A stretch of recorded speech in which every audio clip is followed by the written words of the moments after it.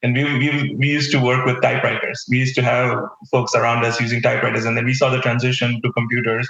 And now, the things that used to take days or months can be generated with AI in minutes. So I think the technology is moving so rapidly, and this transition has only happened within the last 2 years. So my suggestion to leaders who are now kind of responsible to incorporate AI within their business strategies is to really keep up with AI news, really keep up with the technology changes, because you want to make sure when you're designing these applications or internal systems that you are making it flexible enough to incorporate the ever-changing AI models that are coming through. Welcome to Think Deeply, Speak Simply, the podcast that explores the art and science of business communication. Sponsored by Prezent, the AI-powered platform transforming the way professionals share ideas and tell their stories. And now, here's your host, Rajat Mishra, CEO of Prezent and passionate advocate for clear and impactful communications. Communication is at the heart of every successful relationship, whether in business, leadership, or daily interactions. But in today's digital age, AI is transforming the way we connect, collaborate, and communicate. And as AI continues to shape the way we engage with each other, how can we use it to enhance, not replace, our human connections? How do we ensure that AI supports meaningful conversations rather than creating more noise? As Albert Einstein once said, the human spirit must prevail over technology.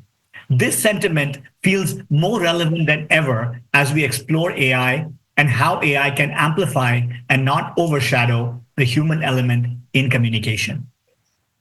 I'm really excited because joining us today is a seasoned leader in AI and digital transformation, someone who has helped organizations leverage AI to improve communication, efficiency, and engagement. He'll share how business leaders can harness AI to build stronger, more authentic communication strategies while maintaining that human touch.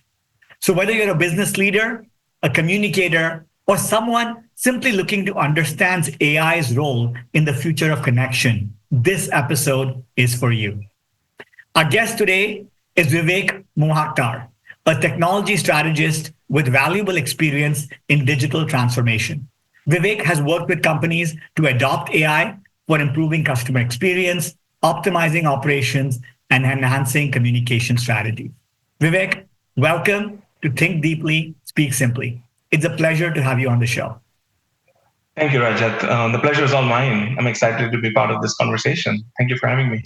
Thank you, Vivek. So Vivek, you and I have known each other, but just for the benefit of the audience, well, I would love for you to start with a little bit about yourself and your role as an AI expert in enterprise companies.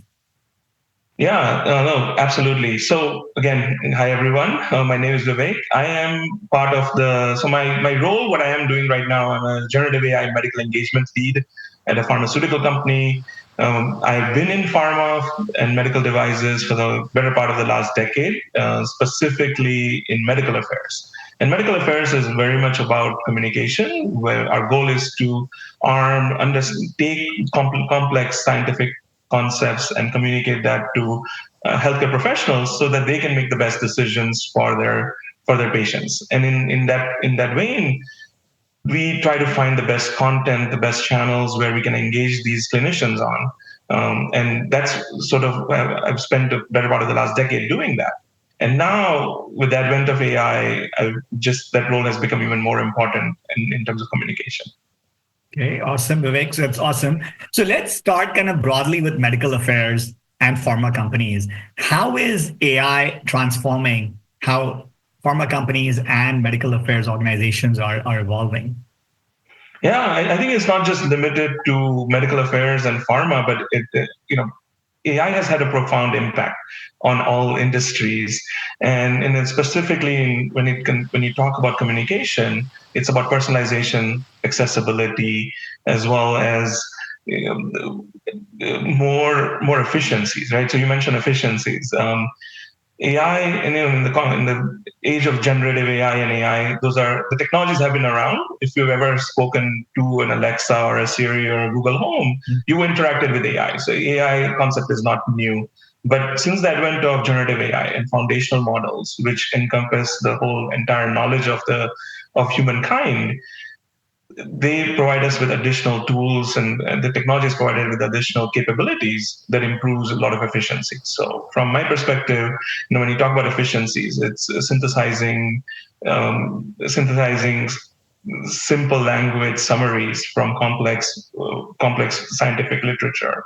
Or from an accessibility perspective, I think that's near and dear to me, is that now it opens up avenues to really expand the communicate in variety of different languages. It makes communication more accessible to people with disabilities, right? So AI I've seen being utilized as vision models and things like that to explain the world to someone who's blind, right? So that's something that's fantastic. From a medical perspective, we use it a lot in terms of explaining complex topics and creating plain language summaries, not just for patients, for clinicians, and a variety of different ways. And then finally, in terms of efficiencies, I think there is in all industries, right? Folks are finding ways to use AI to summarize meeting notes, etc. So there's a lot of different ways AI can be leveraged, especially generative AI in these days. So, Vivek, I loved your point about accessibility. Things that we previously thought impossible are now possible with AI, right? And as a fellow technologist, that's exciting to me as well. Let's talk about misconceptions. So when you think about AI, what are some of the biggest misconceptions about AI that you hear in your work? Yeah, I think one of the big misconceptions, and I'm thinking about just more of a communication because of the podcast we are doing, but that AI replaces human connection. I think that is incorrect. I, there is fears around AI will take your jobs or AI will take away the way we connect with people. I think it's a more of a facilitator, right? It helps. I think it helps provide insights. It takes care of repetitive tasks, but the human element is still essential, right? Human empathy, creativity, decision making, all of these are only going to get augmented by AI. So that's one of the big misconception.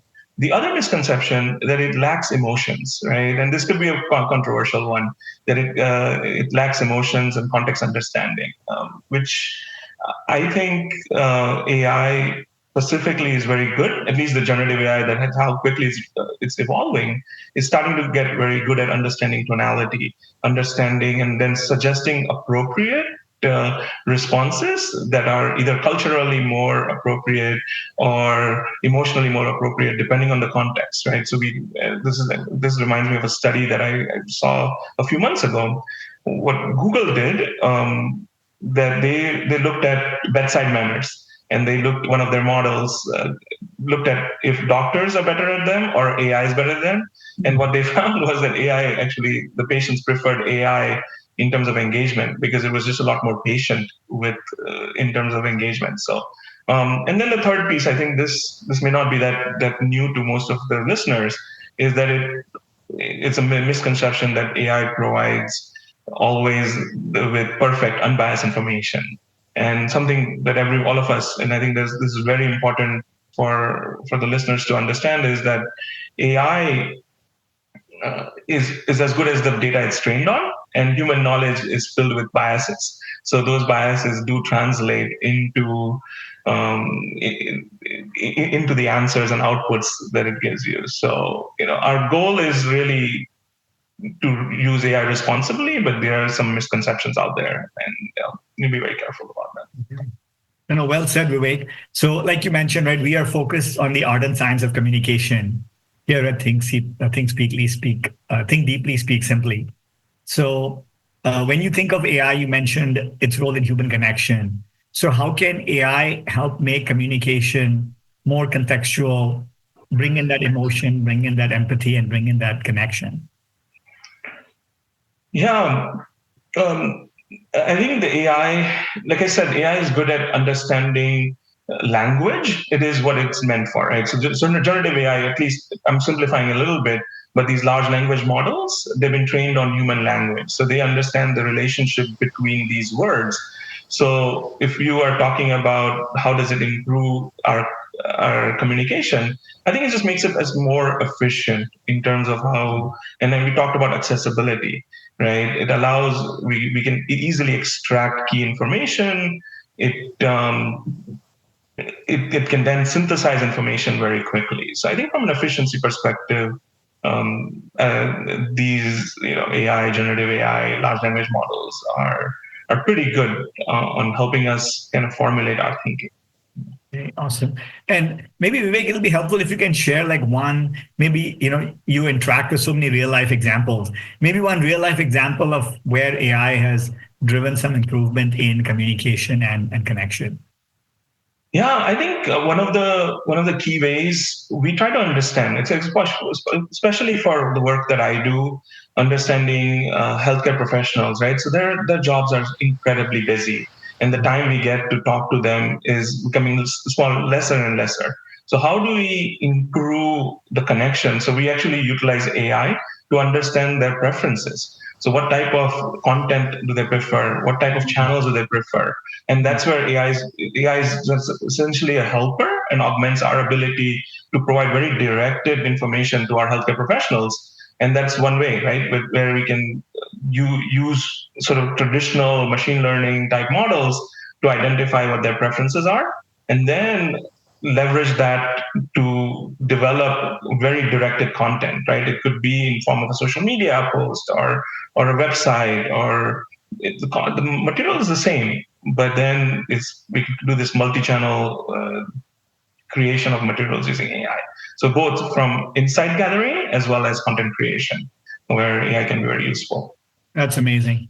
Both the insight and content. That's very cool. And as you think of these large companies, Vivek, so you, like you said, you work in a large company. What are some of the challenges that companies face, when it comes to rolling out some of these AI tools? We heard a lot about, last year was a year of pilots, everyone doing pilots. This year is about driving real ROI. So what makes it so hard to adopt AI tools, and what advice would you have to fellow leaders in large companies who are looking to adopt and roll out AI tools in the enterprise?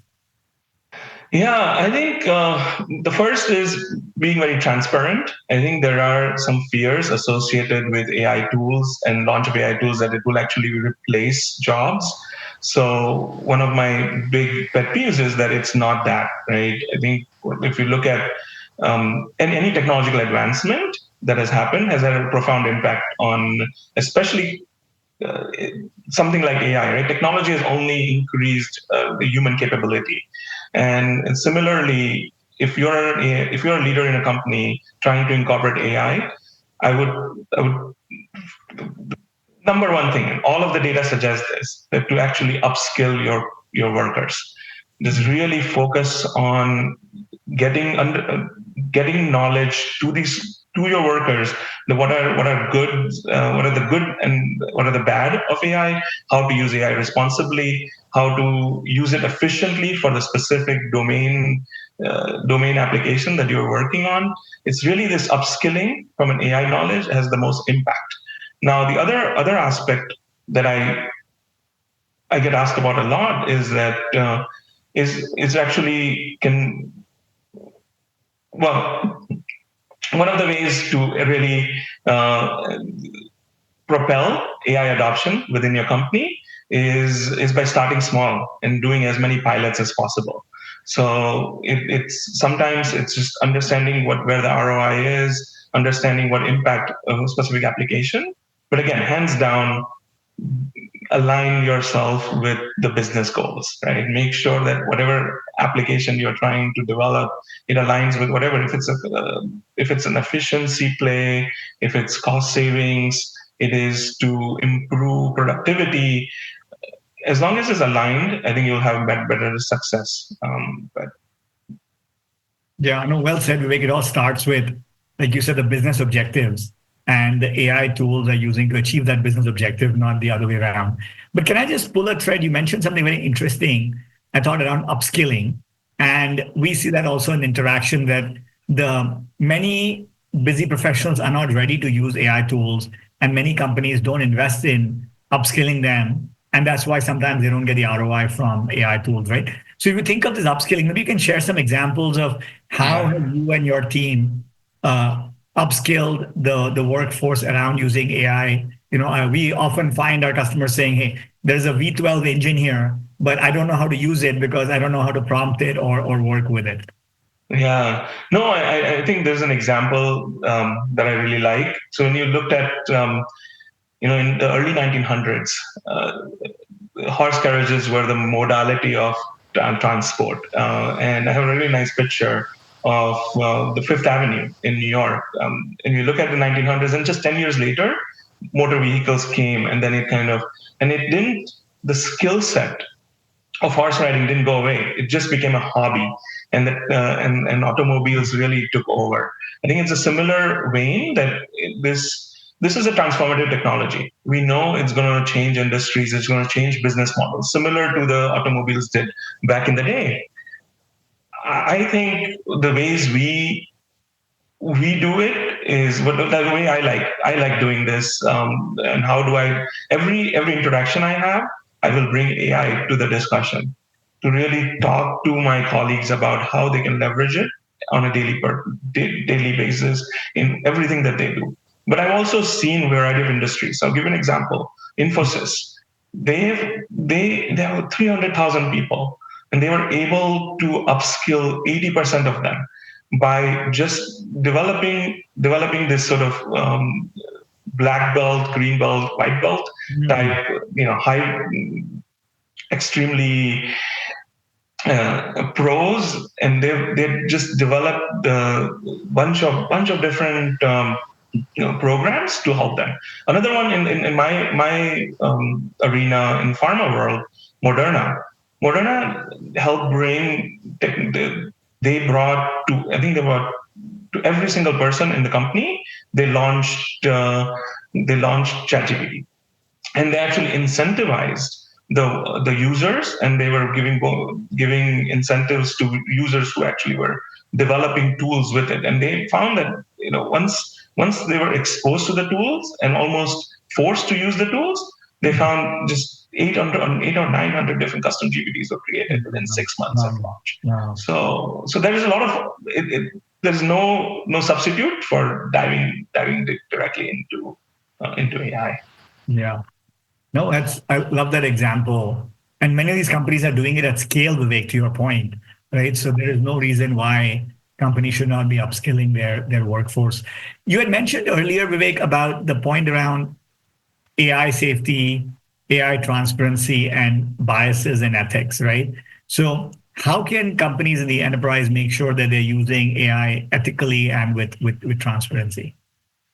Yeah, I think it was even more important in the healthcare space where we are in.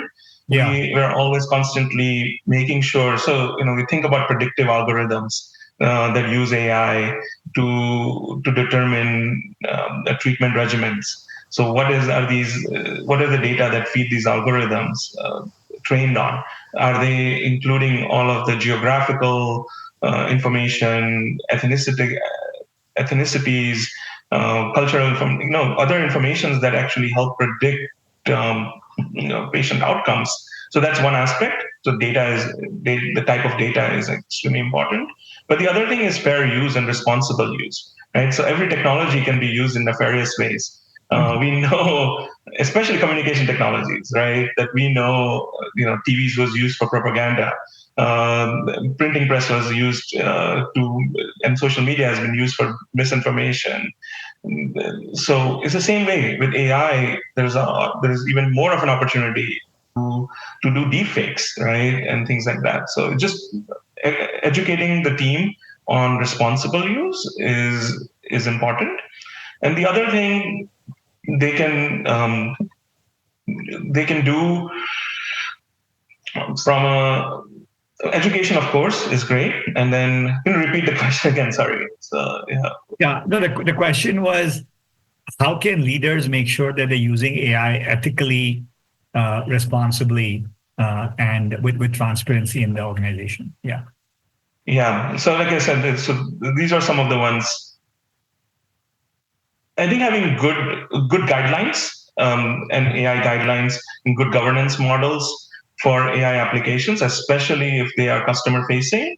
And then finally, again, this is in every AI system, have a human in the loop, right? Have a human verify AI's answers. We know that um, AI has all of this benefit of personalization efficiencies, but the human touch is always going to be required, at least in the near term, at least based on what the technology is capable of today. Human touch is going to be required, and having a human verify the answers, be the one that makes a decision based on the AI's answers, is another way to kind of protect Yeah. our institution. No, those are great points, Vivek. Like the training data set shouldn't have bias, some governance. And at present, we also kind of believe that the last mile, you need the human in the loop to make sure, AI can drive 90% efficiency, but you need that human touch for the last mile. So it's an enhancer for people, not a replacement, right? So let's change gears a little bit, Vivek. Let's look into the future, Yeah. right? So AI has, of course, changed a lot in the last 12 to 18 months. Let's look, 2 years out from now. And let's start at the broad level in the enterprise AI. How do you see AI evolving in the next 2 years in the enterprise? What do you see are the major trends or shifts? Yeah, I look at technology as sort of like 2 years ahead of every other company. Yeah. So most of the technology companies are transitioning into an AI company. So every function is going to be an AI function. And from a communication perspective, right, I think AI is going to unleash a lot of new modalities. So we are just starting to experiment with voice models, video models, and it's going to unleash creativity that is unlike what we've seen. And if you just see some of the videos on Sora or Luma, what a human imagination is, I think we're only going to be limited by creative imaginations. Imagination. That's my prediction for the next 2 to 3 years. The way we communicate with each other, I think we've seen the impact of social media on communication.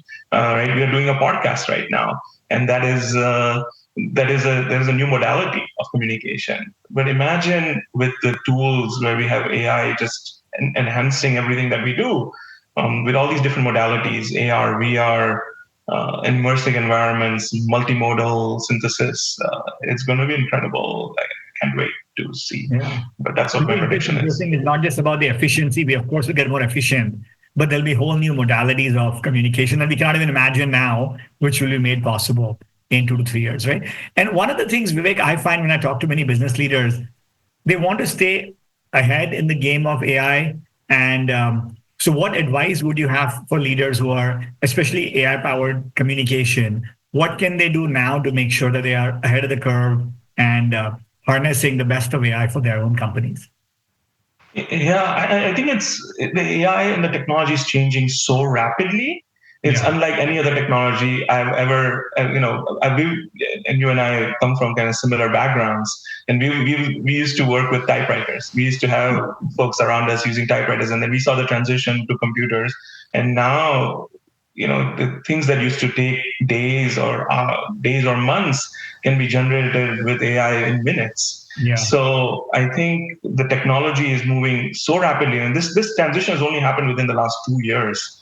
So my suggestion to leaders who are now kind of responsible to incorporate AI within their business strategies is to really keep up with AI news, really keep up with the technology changes, because you want to make sure when you're designing these applications or internal systems that you are making it flexible enough to incorporate the ever-changing AI models that are coming through, and having good governance in place. I think that's another piece. But my other prediction is really that each individual contributor in an organization will have their own set of agents and their own set of AI tools. So it's really going back to good management practices, making sure that your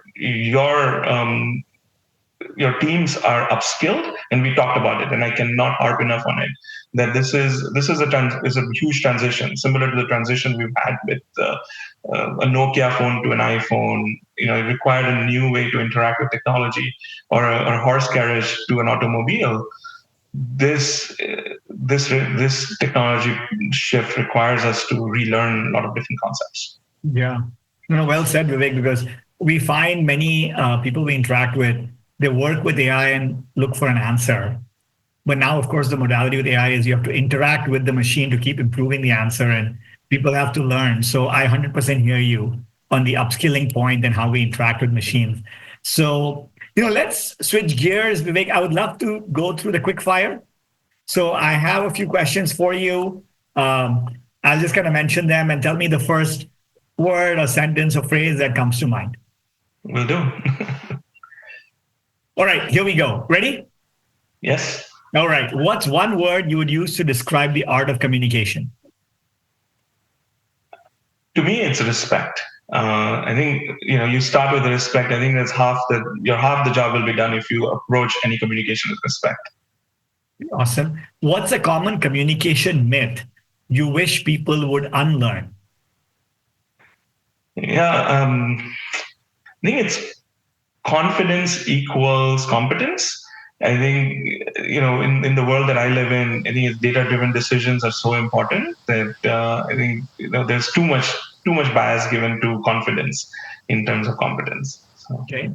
If there was one piece of advice you could give to someone preparing for a big business presentation, what would it be? No, this is a great question. I will channel Indira Nui. I like her approach to this is storytelling. And when you're giving a presentation, focus on storytelling. She's a ex-CEO of PepsiCo. And those words always resonate with me. So how can I create a better story when I'm doing a big presentation? What's something, Vivek, you knew about communication when you started your career? Something you wish you knew about communication when you started your career? Okay. And this I learned from my first PI. And he's an incredible communicator, but I think he's one of the best listeners. So every time I had a discussion with him, I came out so motivated. And I think that was just the ability to listen actually will make you a better communicator. And I wish I knew that a long time ago. So. That's excellent point. Finally, what's the most common mistake you see people make when they're trying to communicate their ideas? I think oversharing, trying to be concise. You need to understand and look at it from other person's perspective. I think that's another big thing for me. That they always just do a dump of knowledge without understanding what the context is. And actually, that applies to AI too. So you want to provide a lot of context to AI if you want good outputs. Well, thank you. That was great. So Vivek, anything else we have not covered or discussed around AI communication that we should talk about? No, I think AI is going to be a powerful enabler of communication of a lot of business processes, and it's the folks who will actually adopt and be curious about the technology, start using it. And I'll leave on these 4 mantras from this author that I really like, Ethan Mollick. He's a big key opinion leader in the space of AI, and he says this 4 mantras. So always bring AI to the table. So everything that you do, bring AI to the table. Treat AI like a human being. So give it a role, give it more context, then it will actually provide you better outputs. The third thing is be the human in the loop, right? These systems are still in its infancy. They've only been around for 2 to 3 years. They're probabilistic systems. They can often make up stuff. So you want to be the human in the loop. And then finally, this is the worst AI that ever will be. And I like that idea because we are only going to get improved, and it's going to transform our world. So I love that. Vivek. Thank you so much for sharing your expertise on AI and communication. I mean, from this conversation, Vivek, it's clear that AI isn't just a tool for efficiency and automation, but a way to enhance how we connect, how we build relationships, and how we communicate with greater clarity. So, our listeners, before we close, where can our listeners find you and find a way to connect with you? Yeah, I'm very active on LinkedIn. Please find me on LinkedIn, and if there's anything I can do to help, or if you want to brainstorm, I'm always open. Thank you again very much, Vivek. This was an incredible conversation. Thank you for joining us. Next week, we'll dive deeper into how technology continues to reshape the way we communicate with another fantastic guest. Until then, let's think deeply, speak simply. See you next time.